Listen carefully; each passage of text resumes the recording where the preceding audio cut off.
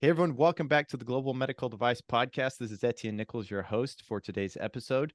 Today we're going to be talking about a proposed ruling. On October 3rd, the FDA published a proposed rule to amend its regulations to make explicit that in vitro diagnostic products, or IVDs, are going to be devices under the Federal Food, Drug, and Cosmetic Act. And so that also includes when the manufacturer of the IVD is a laboratory.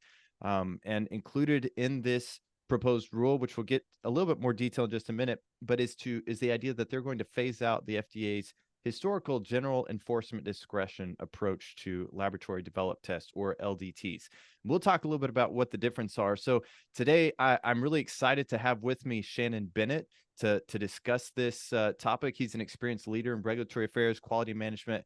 He's actually an ASQ certified manager of quality and organizational excellence and an instructor of laboratory medicine and pathology. So before we get into how we met, but just want to say, hey, Shannon, how are you doing today? I'm doing well. Really excited to be here. Thank you. Really excited for you to be here as well.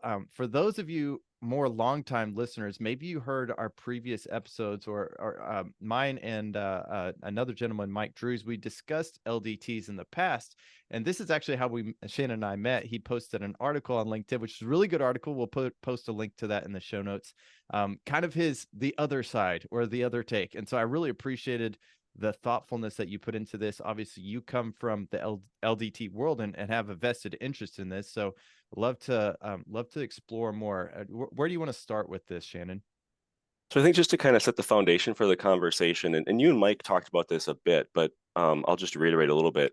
So broadly speaking, there are two types of laboratory tests. So you have your in vitro diagnostic test kit. So these are made in a factory.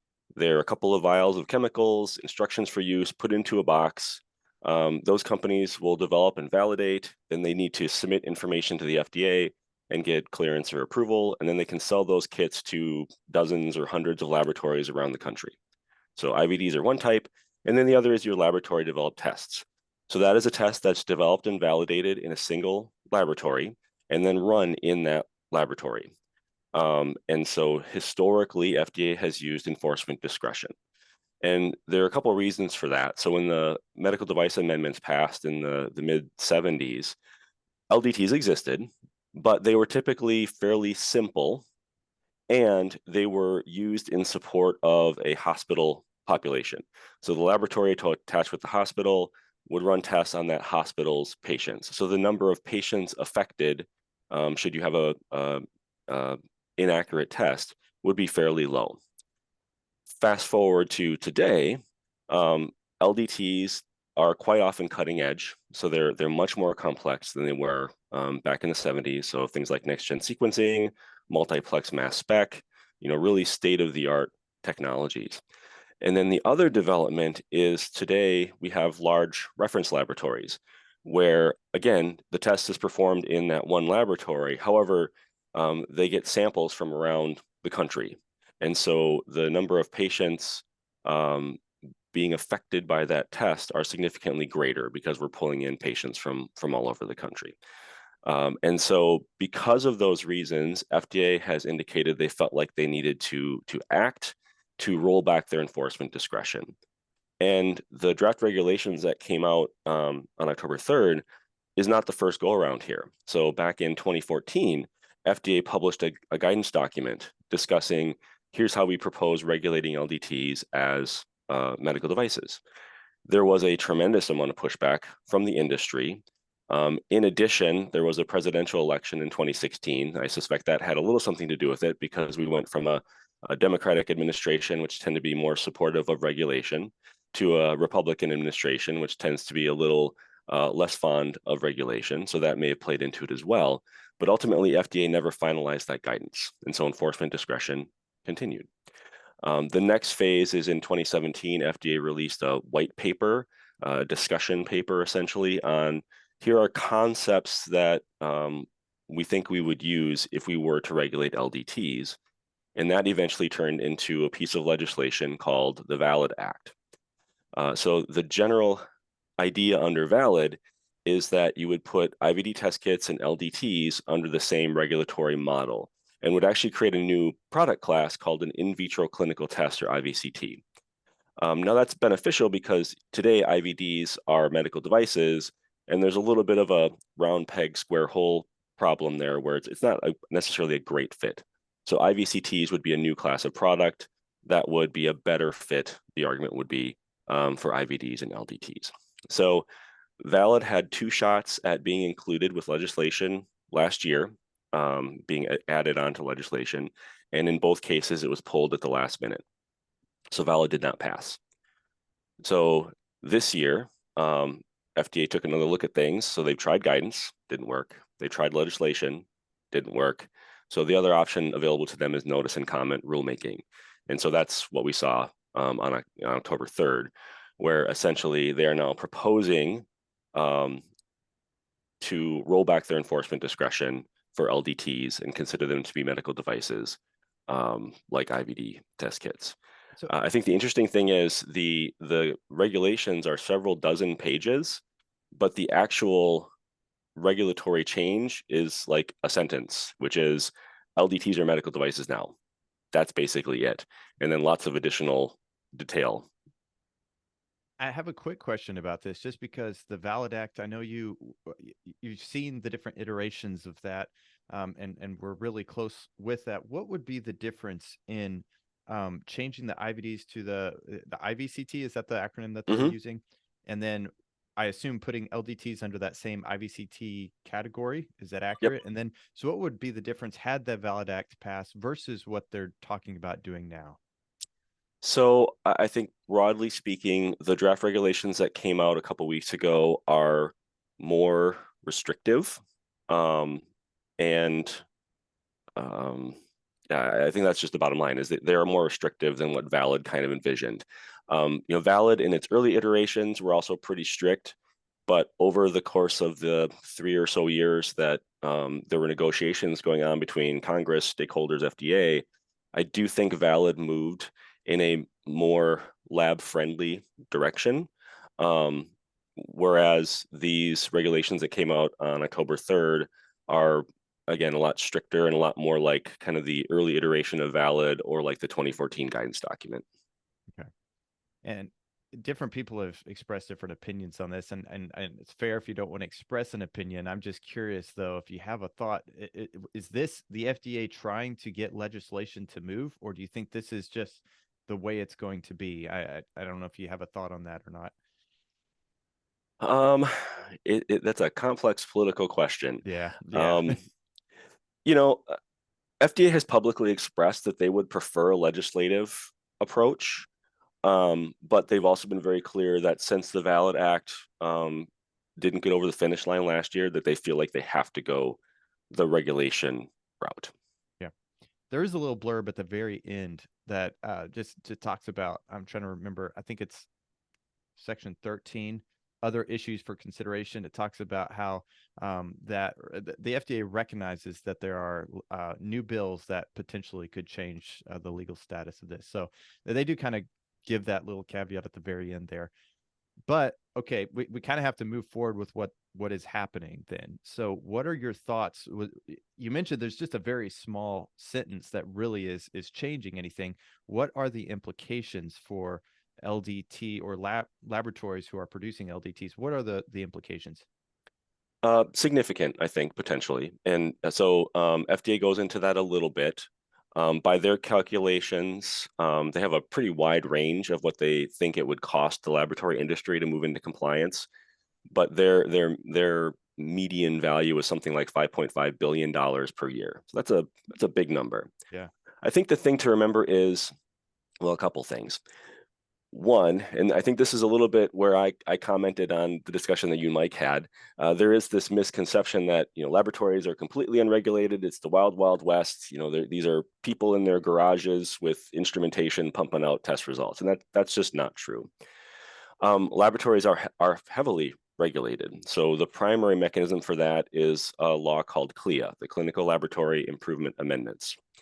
So CLIA is the law that you need to follow if you want to run a clinical laboratory. It's run by CMS. And if you want to run a laboratory, you need to get a CLIA certificate from CMS. And then you're inspected periodically. You need to meet the CLIA requirements, et cetera. Now, CLIA does focus most of its attention on lab operations. So once the test is up and running, we want to make sure that we have the appropriately trained staff to run those tests. We want to do proficiency testing to ensure the test remains accurate over time. We need to perform quality control with our test runs, things like that. CLIA does have a section on test validation, but it does focus on analytic validation. So one of the concerns that FDA raises is that CLIA doesn't require clinical validity, which is an accurate statement. CLIA does not. But the thing to make everyone aware of is CLIA is kind of the baseline, the foundation. There are other accrediting and regulatory organizations that many laboratories work with that have higher standards than CLIA. So College of American Pathologists is one. New York State Department of Health is another one. And so those entities do require clinical validity. So while it's true that some laboratories that are just operating under CLIA may not be assessing clinical validity, a lot of those laboratories that are provided oversight by other entities like CAP, like New York State, do assess clinical validity. Yeah. So I think that's an important thing to bear in mind is it isn't the wild, wild west with laboratories. They are well regulated, but FDA feels that CLIA doesn't go far enough when it comes to regulating the design and validation of LDTs. Okay.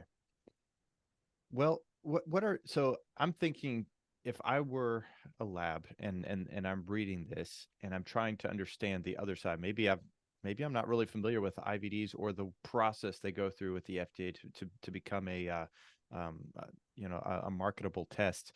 What are some of the things that I should be thinking about as a lab? And I don't know if you want to go through the continue to talk about the detrimental sides of this, or should we just talk about, whichever direction you want to go? Yeah, so I think the bottom line is most laboratories don't speak FDA. They have had no interactions with the FDA whatsoever. If FDA were to regulate LDTs, the learning curve for your typical laboratory would be very high. So that's first. And then, of course, there would be significant potentially costs involved, $5.5 billion per year per FDA's estimate. And I think that is because laboratories would need to gather documentation. FDA does have some different additional requirements for documentation they'd like to see that laboratories may not have, that they would have to generate. You get the submission process itself, and then whatever back and forth you have with FDA as you try to get approval for your test. So the learning curve for labs is huge.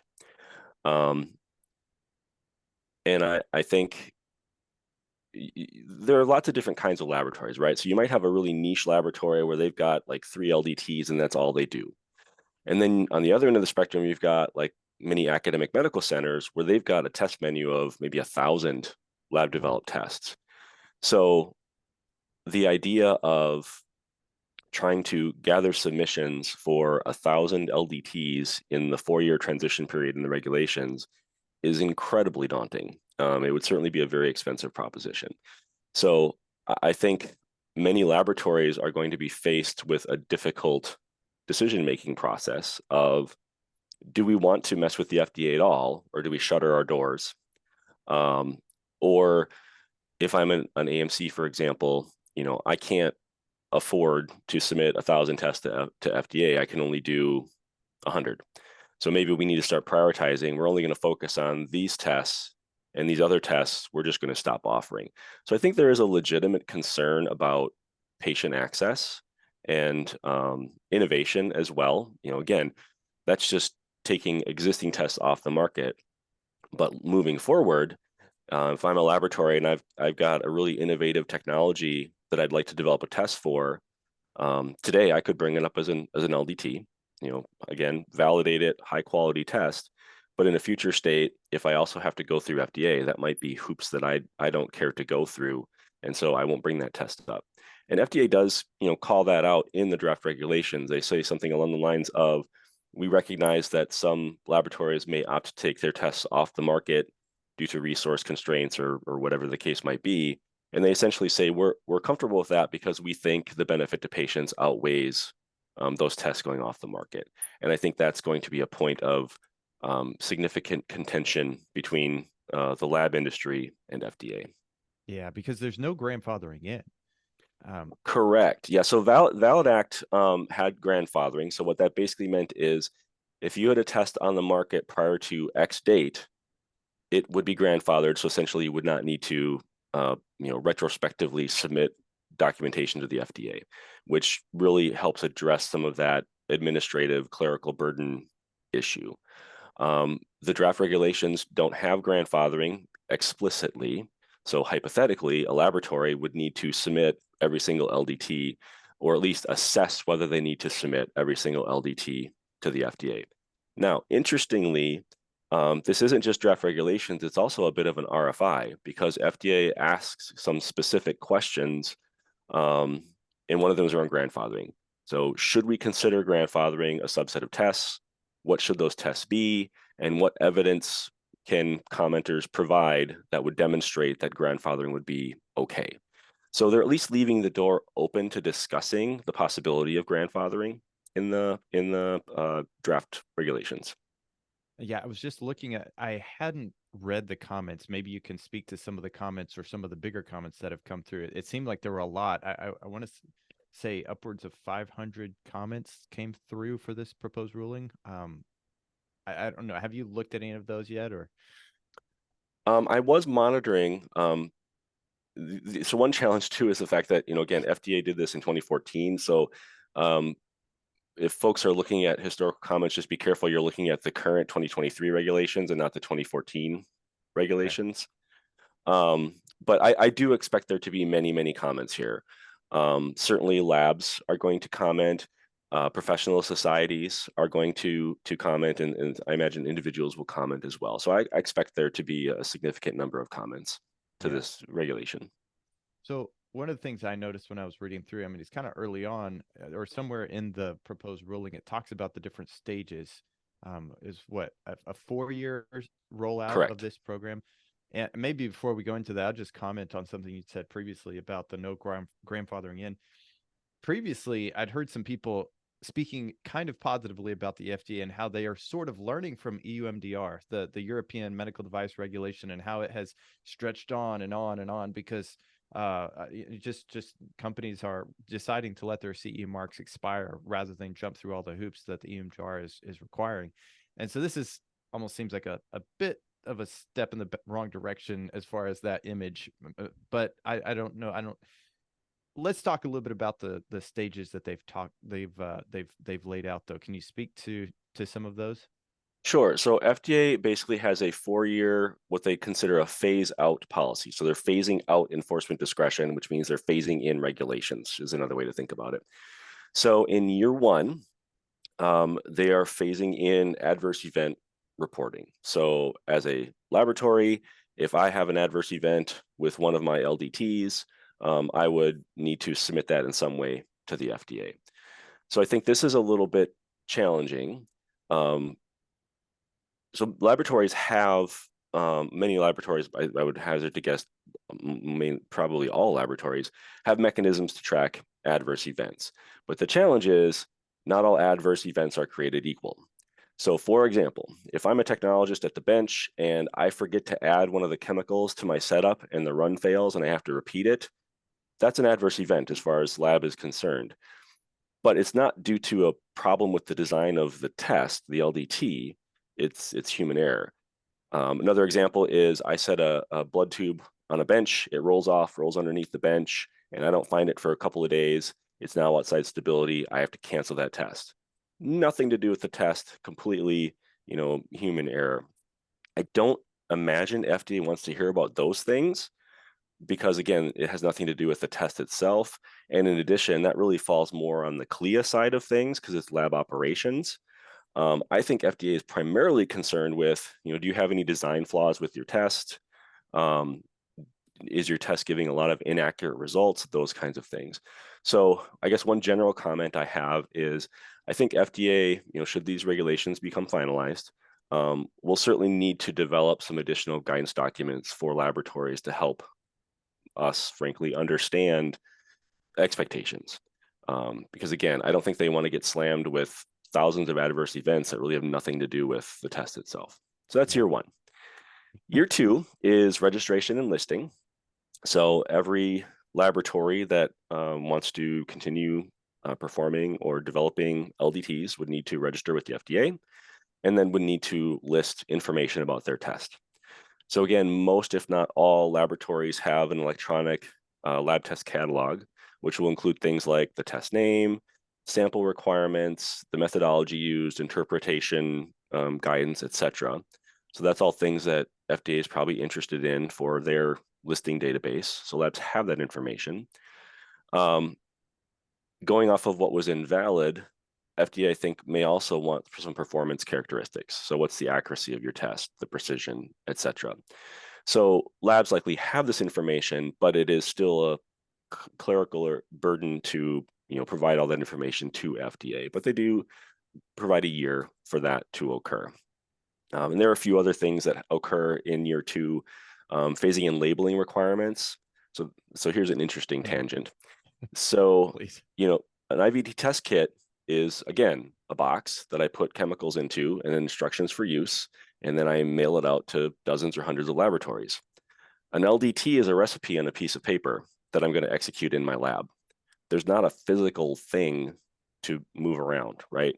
So labeling requirements, as they are, I think, historically understood, don't really apply because I'm not going to slap a label on my piece of paper, right? So again, guidance might be required from FDA on what do they think labeling means in the context of an LDT.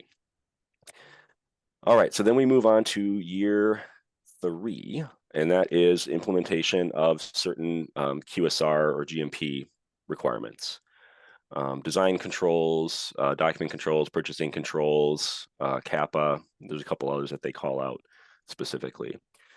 Now, again, there may be a fair bit of overlap with the lab's existing CLIA compliant quality system, so that's positive. Speaking specifically about design controls, thinking about what are my customers going to want, what does my lab need for this test, etc. These are thought processes that labs go through today. I mean, they think about all these things. We don't necessarily write them down, though. So I think that's going to be a bit of a change for laboratories, is just the documentation expectations of FDA are going to be significantly greater than I think labs are used to. Yeah, that makes sense. So I'll pause there. Any questions on the first 3 years? Because that's when things get exciting after year three. Yeah, one quick question. So you mentioned the accuracy and precision of the test. I've heard IVDs, and I don't know, I'm not as in tune with the IVD and LDT communities as you are, but I have been speaking with some IVD professionals recently, and they talk about the requirements for their accuracy and precision, that they feel like it's higher than what an LDT is required. What is your take on that, or your thoughts?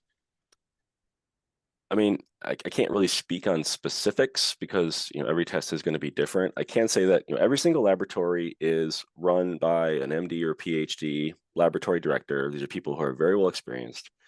The tests are performed by medical technologists who have CLIA required educational backgrounds in life sciences or clinical laboratory science. So there's a lot of expertise in the laboratory. And so we really rely on our lab directors' experience and expertise.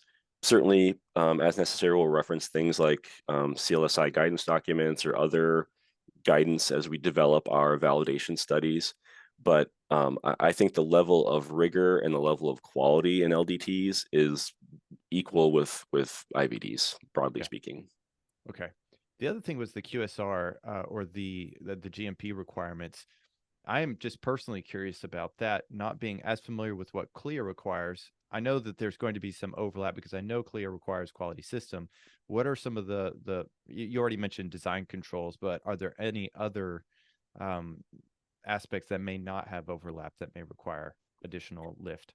So I think there will be quite a bit of overlap. I think it's a question of degrees. So like CAPA, for example, a laboratory may do CAPAs in certain circumstances. FDA may expect CAPAs done in other circumstances. So labs may just need to expand what they do for that. Purchasing controls, labs, certainly manage their reagents and validating that new lots work and tracking and so on and so forth. Again, FDA may expect have slightly different requirements, or slightly more requirements. So it's kind of a matter of degree. I think the Venn diagram of QSR and laboratory quality system, there's a fair bit of overlap there. But again, there are concepts that labs are not familiar with, at least not by what FDA calls them. Design controls is a great example. Yeah. It's just kind of interesting too with the different moving pieces right now. If you're familiar with QMSR, the proposed ruling to move from QSR to harmonize it with ISO 1345, for example, the FDA is currently working through how they're going to change the previous QSIP, the quality system inspection technique. So it kind of just raises a flag in my mind. How will they be inspecting these labs? I'm sure that's going to be a completely new way of doing things than maybe they did previously with a manufacturer. So that's going to be an interesting thing as well. Do you have any comments or thoughts on that? So as far as the harmonization in the guidance documents, FDA acknowledges the fact that they are currently working on that, and basically say, don't worry, we'll have it harmonized by the time you guys have to do it. So awesome. As far as inspections go, I'm sure FDA would intend to have an inspection regime. I can say that is one thing labs are a little bit concerned about, because labs typically don't have like a development team in a building over there and the lab runs over here. Quite often, your development staff and your operational testing staff are sitting right next to each other. And so there's a little bit of concern about scope creep, frankly, with FDA inspections, for example. Will they start looking at things that are really more CLIA? And other way too, will CLIA start looking at things that are covered by FDA, and labs are essentially double regulated? So that is a concern that the lab industry has brought up. Yeah. Okay. Yeah. Stage 4, you said things get Yes. interesting. What changes? So year 3.5, by year 3.5, the expectation is all class 3 high risk tests should have a PMA submitted by that point. And these are just for existing tests now we're talking. So I think, again, getting back to guidance documents, I think FDA will need to create is helping labs figure out which of their tests are low risk, moderate risk, or high risk. So again, labs don't necessarily think of tests in that way. All tests are high quality. We want to have mitigating factors for all of our tests to make sure we're getting accurate results, et cetera, et cetera. So this low, moderate, high risk, might be a little bit of a new concept for some laboratories. Now, interestingly, FDA notes, maybe learning from the IVDR experience, like you mentioned, that as long as you submit your PMA application by that 3.5-year deadline, or if they change it, whatever the deadline happens to be, you can continue running your existing test in parallel with FDA performing their review. So it's good. It's also interesting. Yeah. One thing we haven't, that I forgot to mention, that provides some very important context here, is how many LDTs exist in the wild? Nobody knows, because there's no centralized database. I almost asked you, but I thought, well, how would he know that? Right. So, but we can do some extrapolation. So the Pew Charitable Trust did a study where they determined that they think there are roughly 12,000 laboratories that could be developing LDTs for reasons we don't need to get into, but 12,000 labs. If you assume an average of 10 LDTs per laboratory, we get to 120,000. Many laboratories, so the lab that I currently work for, we have about 1,600 LDTs. Yeah. The Association for Molecular Pathology has estimated there are, I think, between 60 and 100,000 just molecular tests. So I think it's pretty safe to assume the universe of LDTs is probably in that 100 to 200,000 right now. Now, FDA does state they feel that about 50% of tests won't need any submission, presumably because they're exempt. We can quibble over how accurate that number might be. But even if we say 50%, we get down to 80 to 100,000 tests.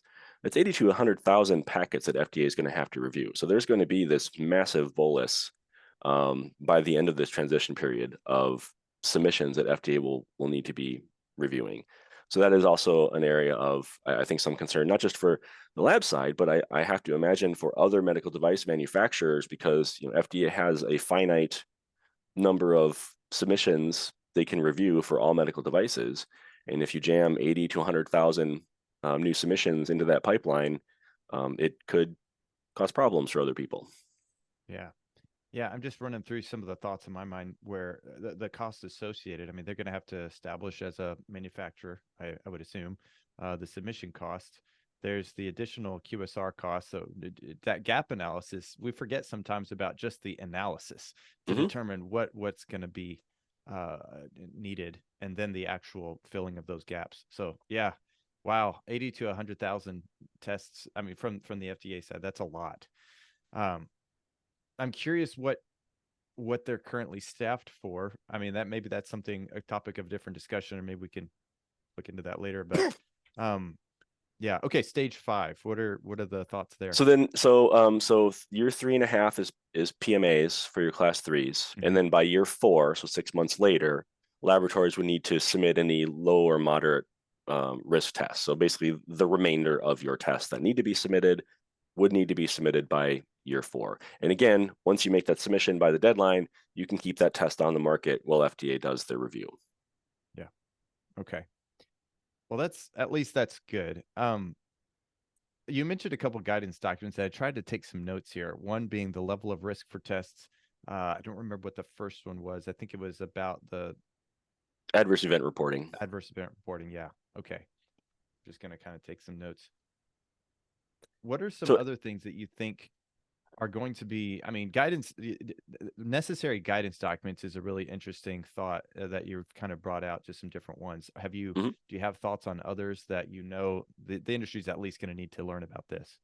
So I think another open question, that 4-year phase-in period is for tests currently on the market. Laboratories are constantly developing new tests and making modifications to existing tests.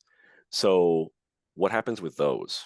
On the date that the regulations are finalized, do I need to start submitting PMAs and so on for new tests I have coming out to the market?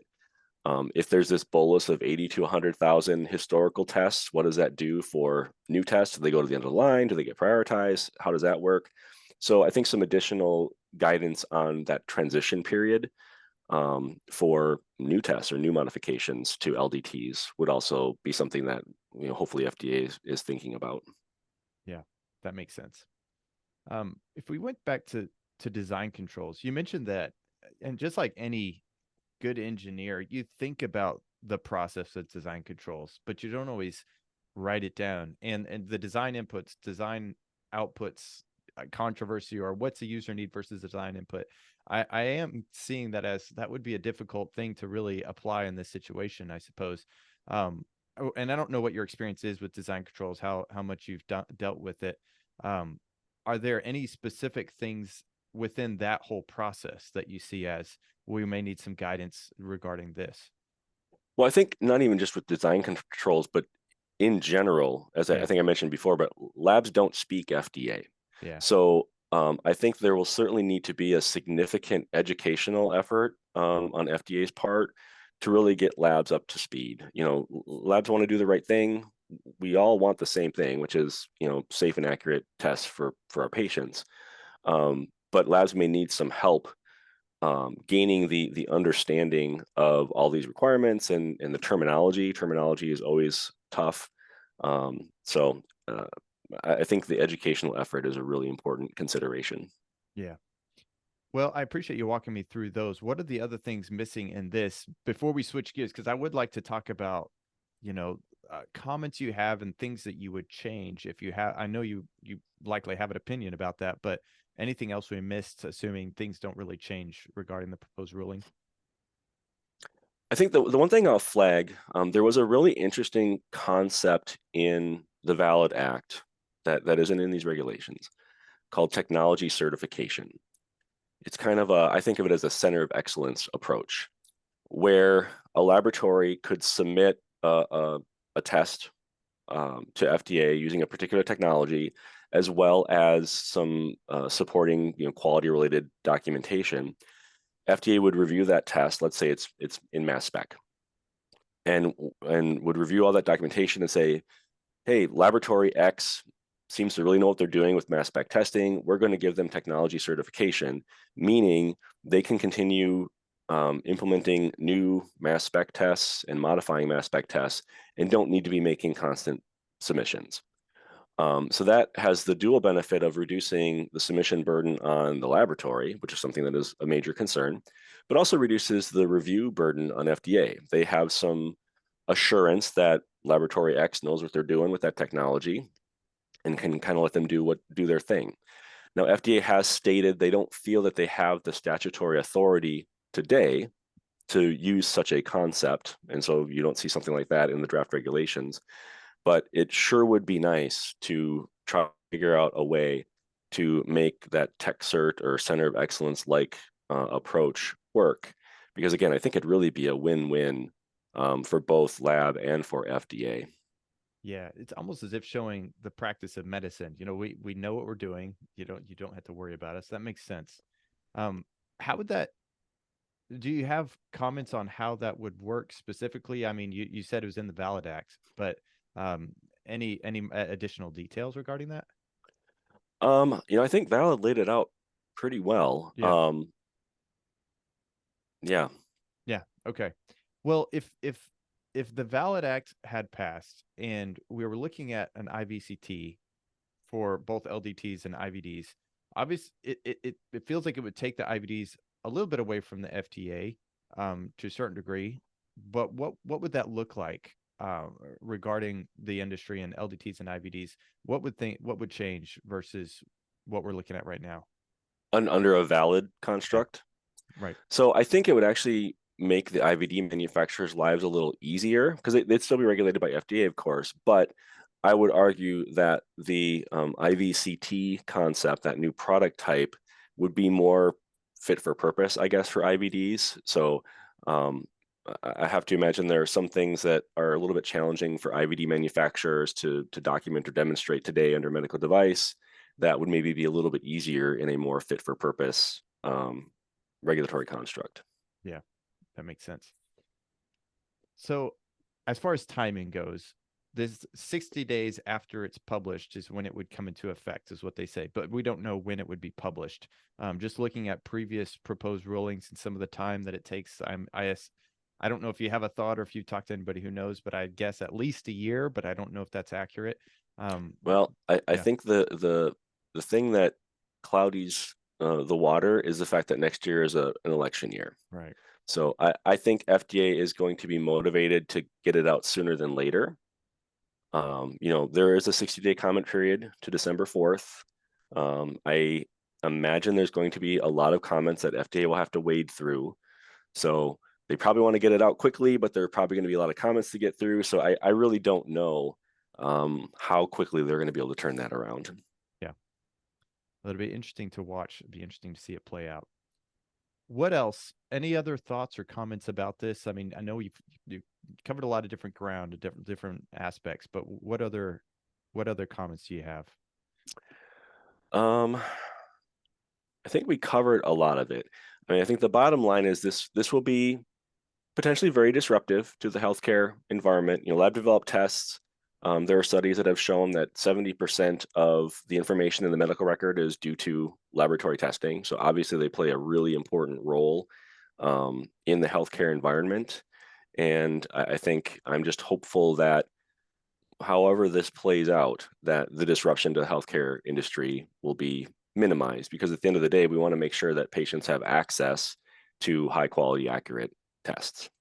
Do you have advice to labs that are experiencing or seeing this for the first time, ways to get ready or something they should be doing right now? Well, I think the first priority, excuse me, is comment. So again, comments are open until December 4th. I would highly encourage everyone, whether you're a lab or you're another IVD manufacturer, to make your voice heard. FDA really relies on subject matter experts like all of us to, make suggestions and tell them about things that might have unintended consequences or things they're not thinking of. So I just highly suggest that everyone submit comments to the FDA on these draft regs.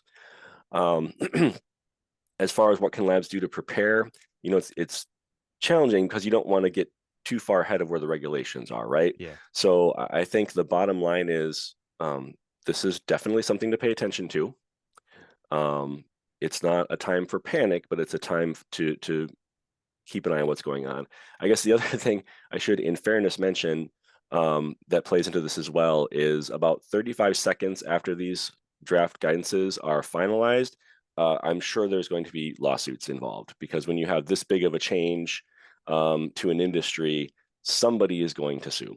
So that plays into this as well. And I raise that because I don't think labs should sit back and think, oh, people are going to sue. This isn't going to happen. I don't need to worry about it. I don't think we can assume that. So I would strongly recommend that folks read through the regulations, try to get an understanding of what this might mean for them, and then provide comments to FDA. Yeah.